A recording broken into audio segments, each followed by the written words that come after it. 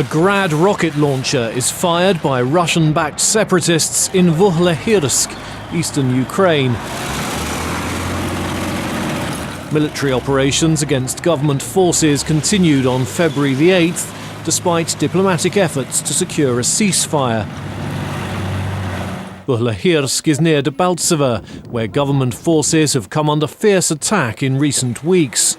The Ukrainian military said on January the 29th that its troops had retreated from Vuhledhirsk, and the town has suffered huge damage in recent fighting.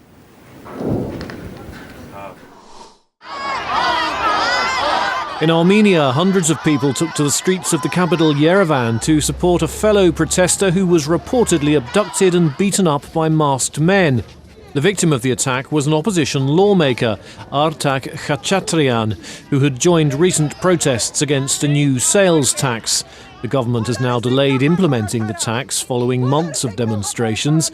Khachatryan was found bruised and unconscious near his home on February the 7th, 3 hours after being forced into a car in broad daylight.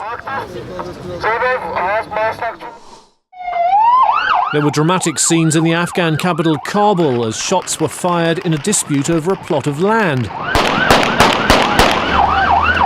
2 people were injured in the clash, which involved a member of the Afghan parliament. Later, police reinforcements arrived and restored order. They've now begun an investigation.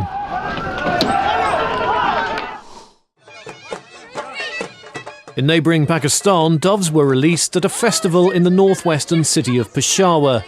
The February the 8th event, organised by local authorities, was the first large-scale cultural event in the city since the Taliban attack on a school in December, which killed nearly 150 children. Many people remain wary of attending public gatherings in Peshawar after years of Taliban attacks. And in Belgrade, Serbia's culture minister Ivan Tasovac set in motion clocks counting down the time until the reconstruction of 2 museums has been completed. The National Museum is set to fully reopen next year after being mostly closed to the public for 15 years, while the reconstruction of the Museum of Contemporary Art should be finished by the end of this year. It's been closed since 2007. And that's the video roundup from Radio Free Europe, Radio Liberty.